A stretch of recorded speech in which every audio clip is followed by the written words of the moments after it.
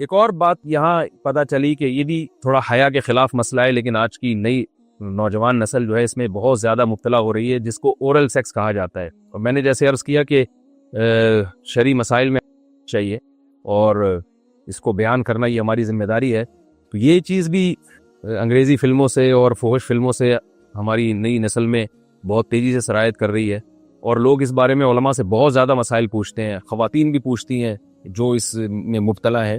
تو اس کا بھی مسئلہ یاد رکھیں کہ اللہ تعالیٰ نے حالت حیض میں زوجہ سے ہم بستری کو حرام قرار دیا کیونکہ اس میں گندگی ہے. باپ دیکھیں کہ وہ گندگی اس درجے کی نہیں ہے جتنی اورل سیکس میں گندگی ہوتی ہے.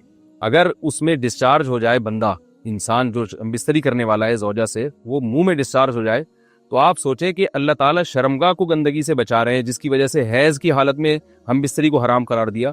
تو منہ جس سے انسان کھانا کھاتا ہے، جس سے کلمہ پڑھتا ہے، اور جو انسان کے جسم میں سب سے اشرف عضو ہے، سب سے زیادہ معزز اور مکرم عضو ہے، اس میں ایسی گندگی کو ڈالنا کہاں سے جائز ہو سکتا ہے، کہاں سے حلال ہو سکتا ہے؟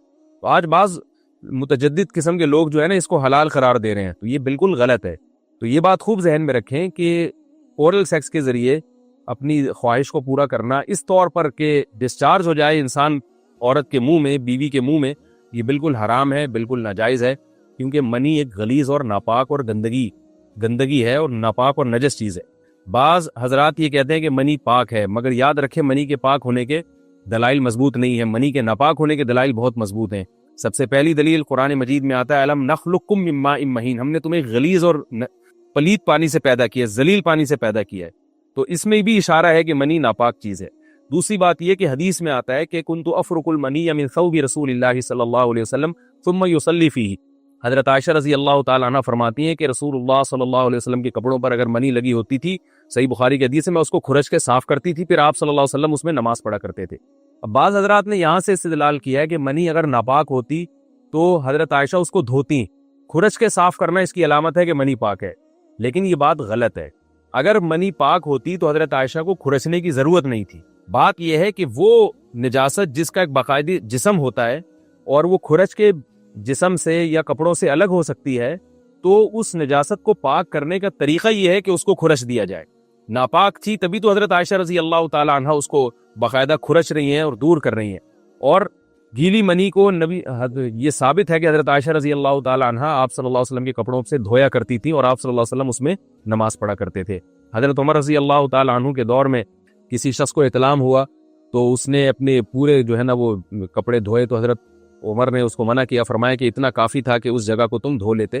تو اس میں بھی حضرت عمر اس کو باقاعدہ دھونے کا حکم دے رہے ہیں. کسی بھی صحابی نے اعتراض نہیں کیا کہ یار یا امیر المومنین آپ ان کو دھونے کا حکم کیوں دے رہے ہیں، منی تو پاک ہے.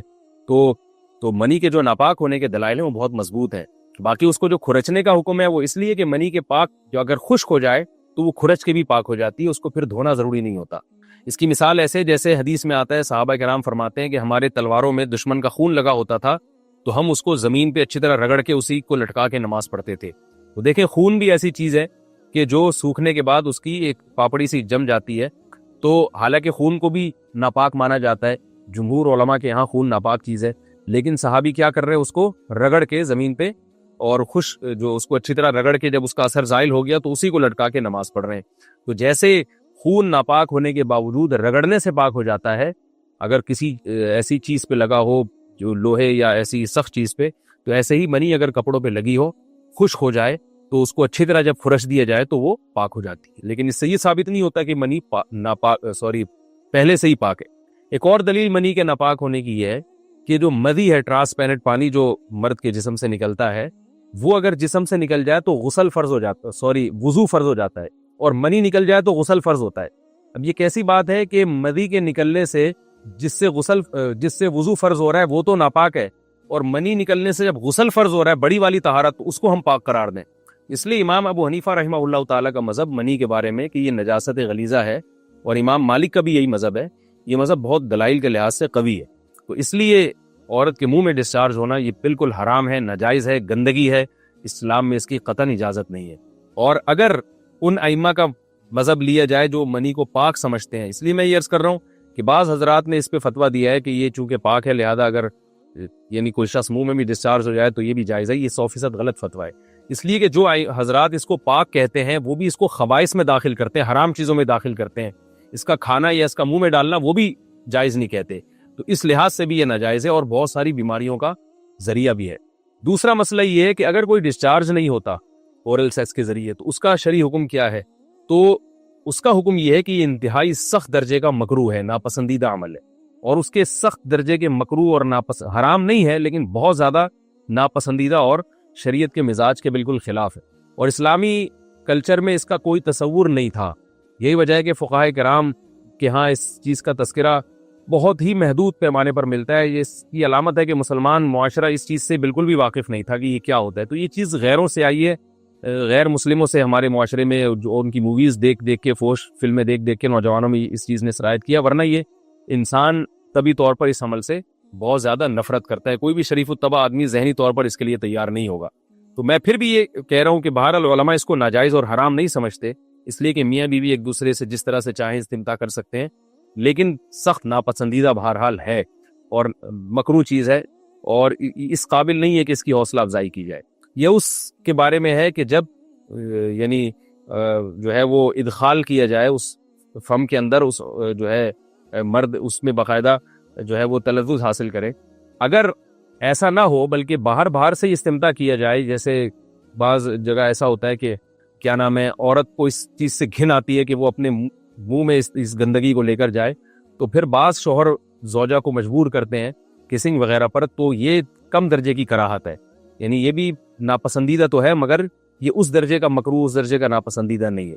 دوسری بات یہ کہ یہ جو میں نے پوری ڈیٹیل بیان کی ہے، یہ اس صورت میں ہے اس کے مکروہ اور ناپسندیدہ ہونا کہ عورت اس کے لیے ذہنی طور پر آمادہ ہو۔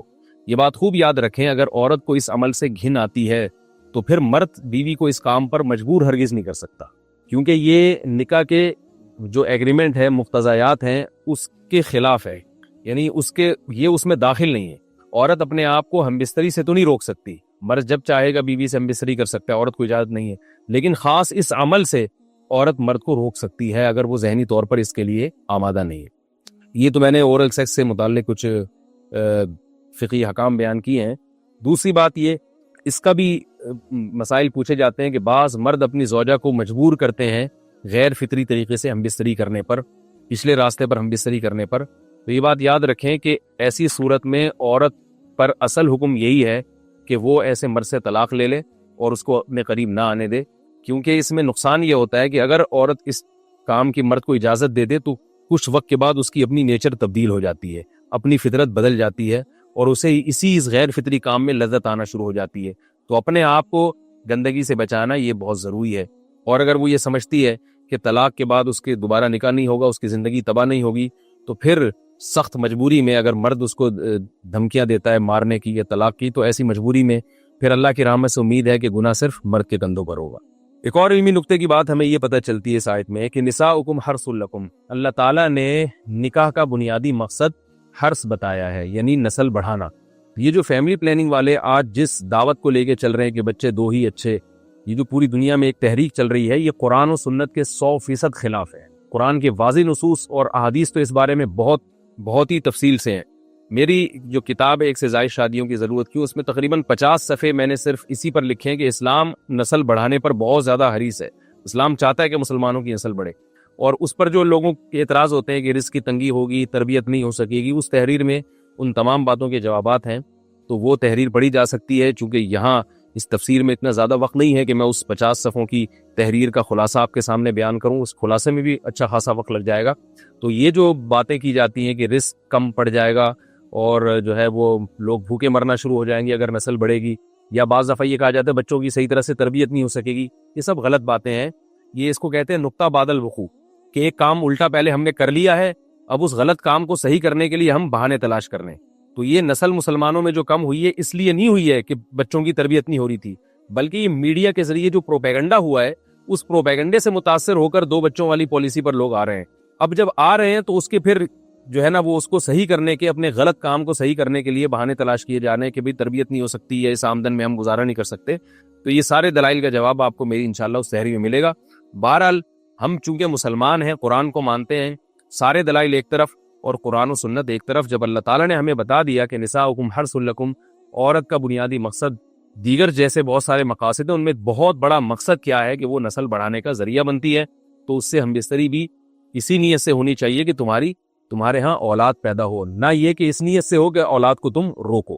یہ دنیا کی محبت ہوتی کیا ہے؟ کل میرے سامنے میں لاہور میں جن کے یہاں ٹھہرا ہوا تھا نا، انہوں نے اپنا واقعہ بتایا کہ بہت غربت میں ان کا ٹائم گزرا ہوگا. انہوں نے بتایا کہ میری زوجہ نے اس شدید ترین غربت میں میرا بڑا ساتھ دیا، گھر میں کھانے کو روٹی نہیں. آج وہ بہت بڑے تاجر بن چکے ہیں.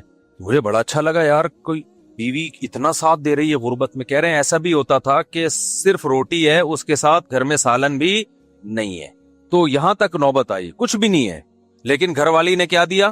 ایسا نہیں ہو کہ جیسے آج بعض خواتین جو بیان نہیں سن رہی، فوراً بھائی شوہر غریب ہو گیا تو خلا لے کے نکل لو پتلی گلی سے. اسی میں بچے بھی دڑا دڑ پیدا ہو رہے ہیں، اسی غربت میں بچے بھی کیا ہو رہے ہیں.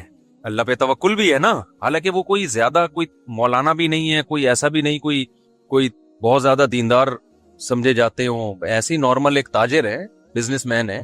اولاد بھی نہیں روکی، گھر میں کھانے کو روٹی نہیں ہے، بچے بھی پیدا ہو رہے ہیں. کہ کھلانے والا کون ہے؟ اللہ. دیکھو قیامت کے دن پتہ چلے گا اللہ کی نظر میں کون اچھا تھا کون برا تھا. گیٹ اپ تو بھائی سارے بڑے اچھے بنا کے گھوم رہے ہوتے ہیں، حاجی پاجی تو سارے بن جاتے ہیں. حضرت حکیم الامہ مولانا شرف علی تھانوی رحمہ اللہ تعالی فرمایا کرتے تھے کہ اسلاف میں نا، جو اسلاف تھے ہمارے تابعین، صحابہ، تبع تابعین، ان کے ہاں ظاہری عمل سے زیادہ دل کے عمل کی ویلیو تھی کہ اندر سے بندہ کیسا ہے، اندر سے ٹھیک ہے یا نہیں ہے. اور ہم لوگ جو فوکس کرتے ہیں وہ ظاہر کو زیادہ فوکس کرتے ہیں، اندر کو فوکس نہیں کرتے. ہر چیز میں ایسا ہی ہو رہا ہے. جب ہم مانتے ہیں کہ خدا ہے، رزق اس کے ہاتھ میں ہے، اور وہ منع کر رہے ہیں نسل روکنے سے کہ غربت کے خوف سے نسل مت روکو، تو مان لو یار وہ وہی کھلاتا ہے. اوپر سے بولنے والے آپ کو مارکیٹ میں بہت ملیں گے، لیکن یہ اوپر سے ہی ہے، یہ جملہ نیچے نہیں اترتا. اور اس کے پھر صرف اولاد کے روکنے پہ اثرات نہیں آتے، باقی زندگی میں بھی اس کے اثرات آتے ہیں. اولاد کا روکنا تو ایک اس کا اثر ہے جو ظاہر ہو رہا ہے، باقی جگہوں پہ بھی کنجوسی نظر آئے گی، اللہ پہ توکل نظر نہیں آئے گا. کیونکہ جب توکل نہیں ہے تو پھر کہیں بھی نہیں ہوتا ہے تو سب جگہ ہوتا ہے. سمجھتا نہیں ہے نا بات کو. تو انہوں نے مجھے بتایا کہ میرے